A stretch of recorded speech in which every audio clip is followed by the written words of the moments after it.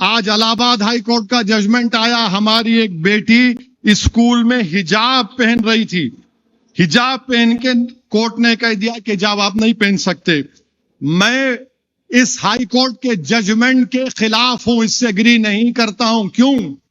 क्योंकि Sabarimala case supreme court में चल रहा है और Supreme Court reserve for judgement है। इलाहाबाद हाई कोर्ट के फाजिल जजेस को अपना जजमेंट रोकना चाहिए था। और आज का फैसला ये भारत की आईन की दफा 25 और 19 के खिलाफ है। मैं कपड़े पहनता हूं, सिख हमारे बेटियां और हमारे बच्चे पहनते हैं। आप होते कौन है इस्लाम के सेंचुअलिटी को डिसाइड करने वाले?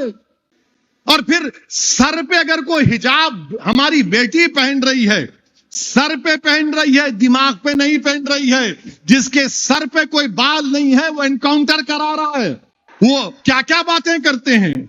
तो इसलिए फैसला गलत है, बल्कि ये तो इस्लाम पर हमला है। यह फैसला इस्लाम पर हमला है। यह फैसला आप एसेंशियलिटी आप क्यों डिसाइड करेंगे? मेरा मजहब है ना। ये वीडियो सुना आपने? ओवैसी ने इलाहाबाद के एक फैसले पर जवाब दिया है। उन्होंने साफ कहा है कि हम इस फैसले को नहीं मानते हैं। उन्होंने सबरीमाला का भी हवाला दिया है और सोचिए मामला क्या है वो समझिए। दरअसल इलाहाबाद हाई कोर्ट में एक लड़की सुकैना रिजवी नाम की लड़की याचिका दाखिल करती है। वो टैगोर स्कूल में 11वीं में एडमिशन लेती है, जिसमें वो अर्जी लगाती है कि मुझे स्कूल की ड्रेस पर हिजाब पहनने दिया जाए। लेकिन सोचिए कोर्ट क्या कहता है। कोर्ट कहता है कि हिजाब इस्लाम का एसेंशियल पार्ट नहीं है और वो याचिका खारिज कर देता है। सोचिए अब इस बेंच को जो सुन रहे थे उसमें एक जज हैं जस्टिस इंद्रजीत शुक्ला। ये बीजेपी की सरकार के काउंसिल भी रह चुके हैं 2025 में। सोचिए तो आपको लगता है कि ये जस्टिस करेंगे, न्याय करेंगे? और ऐसे माहौल में जब मुस्लिम महिलाओं को या लड़कियों को निशाना बनाया जा रहा हो, ऐसे में उनका हिजाब उतरवाना। आपको कर्नाटक की वो लड़की याद है जिसको घेरकर चारों तरफ से जय श्री राम के नारे लगाए जा रहे थे, जवाब में उन्होंने अल्लाह अकबर के नारे लगाए। तो सोचिए आज ऐसे माहौल में जब मुस्लिम पहचान होने के आधार पर लोग निशाना बना रहे हैं, ऐसे में एक लड़की को हिजाब पहनने की इजाजत ना देना, ये कहाँ का न्याय है? और सोचिए क्या सारी चीजें अब कोर्ट तय करेगा कि इस्लाम में क्या एसेंशियल है क्या नहीं है। ये भी बड़ा सवाल है और ओवैसी ने इस पर सवाल उठाया है। इस पर लोगों की प्रतिक्रिया आ रही है। मैं वो आपको पढ़ के सुना देता हूं कि इलाहाबाद हाई कोर्ट के फैसले पर, इस टिप्पणी पर लोग क्या कह रहे हैं और ये कहां तक सही है। एक लड़की को सोचिए एसेंशियल पार्ट नहीं है लेकिन वो लड़की पहनना चाहती है, तो उसके अभिव्यक्ति की आज़ादी का तो ख्याल रखा जाना चाहिए था, लेकिन ऐसा नहीं हुआ है। और सोचिए जब जज साहब अदालतों में ऐसे ऐसे जजों को भर दिया गया है जो आरएसएस बीजेपी की विचारधारा से आते हैं। मतलब शुक्ला जी तय कर रहे हैं कि इस्लाम में क्या एसेंशियल है क्या नहीं है। तो ये भी समझने की जरूरत है और इसीलिए बार बार सवाल उठते आए हैं जजों पर। ऐसे जज जो इंसाफ को तरजीह नहीं देते हैं और वो अपने पॉलिटिकल एजेंडे को लाभ पहुंचाने के लिए इस तरीके के फैसले लेते हैं। स्कूल यूनिफॉर्म के साथ हिजाब पहनने की मांग खारिज। इलाहाबाद हाई कोर्ट ने कहा हिजाब इस्लाम के लिए अनिवार्य नहीं है।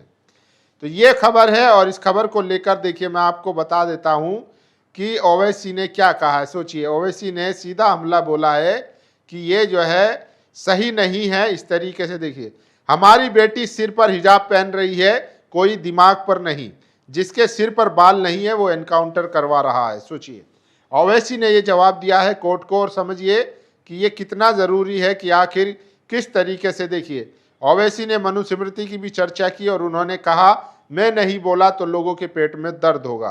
तो ओवैसी लगातार हमलावर हैं और देखिए ये मनुस्मृति के बारे में अगर बोलूंगा तो बहुत दिन लोगों को पेंचिश हो जाएगा, खाली बोल के छोड़ देता हूं। उसका चैप्टर 7 कोड 270 शूद्रा के बारे में क्या बोल रहा, दलितों के बारे में पढ़ लो। Chapter 7 code 279, chapter 1 code 91 Shudras के बारे में क्या करा, पढ़ के सुना दो हमारे को। मनुस्मृति के बारे में हम आरएसएस वालों से पूछ रहा हूं मैं, क्या ये बात सच नहीं है कि 26 नवंबर 1949 को हमने आईन बना लिया, संविधान 26 नवंबर 1949 को, और उसके 4 दिन के बाद आरएसएस का एक माउथपीस है, 30 नवंबर 1949 को उन्होंने भारत के आईन के बारे में शिकायत लिखी।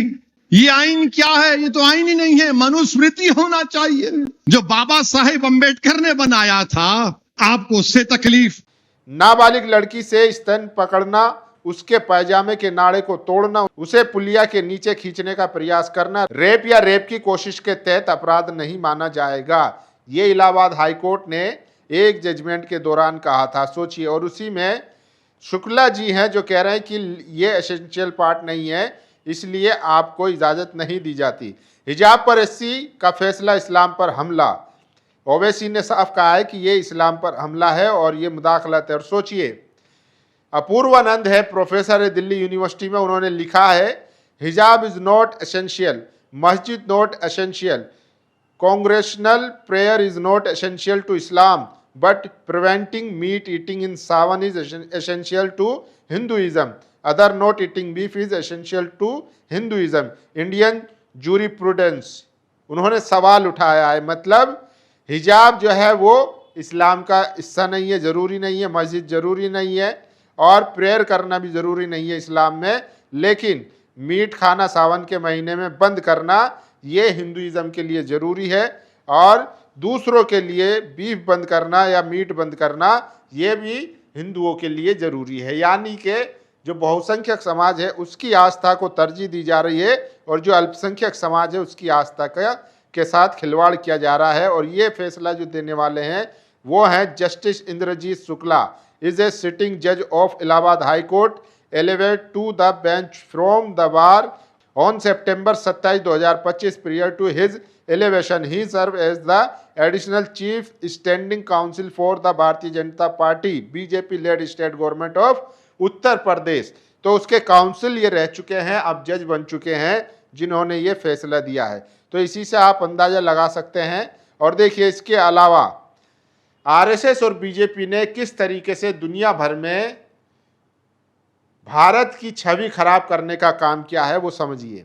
आरएसएस केवल भारत में ही नहीं, दुनिया के तमाम देशों में बहिष्कार, विरोध और बेहद शर्मनाक आरोपों से जूझ रही है। अनरजिस्टर और टैक्स न देने वाले दुनिया के सबसे बड़े एनजीओ के खिलाफ इस बार न्यूयॉर्क के मेयर ममदानी ने बोला है।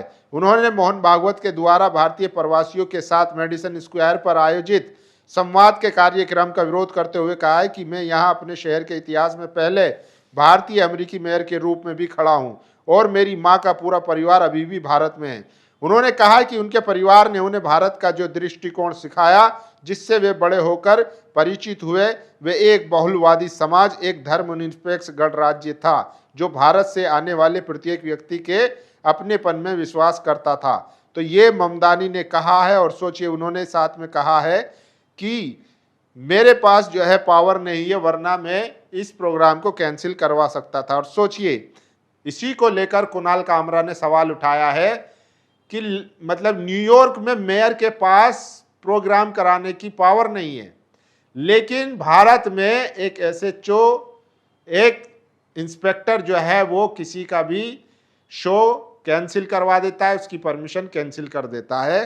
तो ये सबसे बड़ा सवाल है। और देखिए, ये सबसे बड़ी खबर है। देखिए, मैं आपको बता रहा हूं बार बार कि किस तरीके से। इसके अलावा देखिए कैसे दुनिया भर में जो है आरएसएस से जुड़े लोग भारत को बदनाम करवाने के लिए अग्रसर हैं और किस तरीके से वो लगातार बार बार इस तरीके की हरकत करते हैं। देखिए, ये खबर आपको सुननी चाहिए। टोरंटो, कुरान बांट रहे मुस्लिम बुजुर्ग पर हिंदुत्ववादी कार्यकर्ता रोन बनर्जी ने किया हमला, वीडियो हुआ वायरल। मतलब ये लोग जो है भारत में तो मुसलमानों को परेशान कर ही रहे हैं, अब ये विदेशों में भी मुसलमानों के खिलाफ या उनको परेशान करने का काम कर रहे हैं। एक बुजुर्ग मुस्लिम जो कुरान बांट रहा है पब्लिक डोमेन में खड़ा होकर, उसके साथ बदतमीजी की जाती है, उनको अभद्र गालियां दी जाती है, उनके साथ मिसबिहेव किया जाता है। सोचिए, इसीलिए आज आरएसएस की दुनिया भर में फजीहत हो रही है। लोग उसको अनरजिस्टर्ड एनजीओ के नाम पर बता रहे हैं कि ये किस तरीके से अनरजिस्टर्ड है। देखिए, न्यूयॉर्क में आरएसएस प्रमुख मोहन भागवत की यात्रा पर न्यूयॉर्क मेयर जोरान ममदानी ने कहा, मेरे परिवार ने मुझे जिस भारत की कल्पना सिखाई वे बहुलतावादी समाज और धर्मनिरपेक्ष गणराज्य की थी। ऐसे बहिष्कारवादी दृष्टिकोण पर आधारित आंदोलन के उभार को देखना बेहद चिंताजनक रहा है। यही लड़की इसी टैगोर स्कूल में 6वीं से 10वीं तक पढ़ती है और उसी ड्रेस के ऊपर हिजाब स्कार्फ लगाकर जाती है, लेकिन जैसे ही वो 11वीं में इसी स्कूल में एडमिशन लेती है तो उसको रोक दिया जाता है, मना कर दिया जाता है कि आप जो है स्कार्फ नहीं पहन सकती, हिजाब नहीं पहन सकती, जिसके लिए वो हाई कोर्ट जाती है, याचिका लगाती है। हाई कोर्ट में जस्टिस शुक्ला साहब कहते हैं कि आपके धर्म में, इस्लाम में जो हिजाब है वो जरूरी हिस्सा नहीं है, एसेंशियल पार्ट नहीं है। ये बात कहते हुए उनकी याचिका खारिज कर दी जाती है। इसको लेकर ओवैसी साहब भड़क उठे। उन्होंने कहा ये तो हमारा सीधा इस्लाम पर हमला है, अब जज साहब तय करेंगे कि इस्लाम में क्या जरूरी है क्या जरूरी नहीं है। और सोचिए, सावन के महीने में मीट की दुकानें बंद कर दी जाती है, वो सब जो है हिंदुइज्म का हिस्सा है, पार्ट है। ये DU के प्रोफेसर अपूर्वानंद कह रहे हैं, उन्होंने एक लंबा लेख लिखा है। वहीं दूसरी तरफ हिजाब इस्लाम का हिस्सा नहीं है, नमाज इस्लाम का हिस्सा नहीं है, लाउड स्पीकर इस्लाम का हिस्सा नहीं है। इसी तरीके से कह कर मुसलमानों को निशाना बनाया जा रहा है। बाकी आप लोगों की क्या राय, अपनी राय जरूर दीजिए। शुक्रिया। नेशनल दस्तक की आपसे गुजारिश है कि अगर इसको बचाना चाहते हैं तो नेशनल दस्तक को सब्सक्राइब करने के लिए रेड कलर के सब्सक्राइब बटन को दबाएं, फिर बेल आइकन की घंटी दबाएं। नेशनल दस्तक को बचाने के लिए बहुत जरूरी है कि हर खबर को शेयर करें, लाइक करें, कमेंट जरूर करें।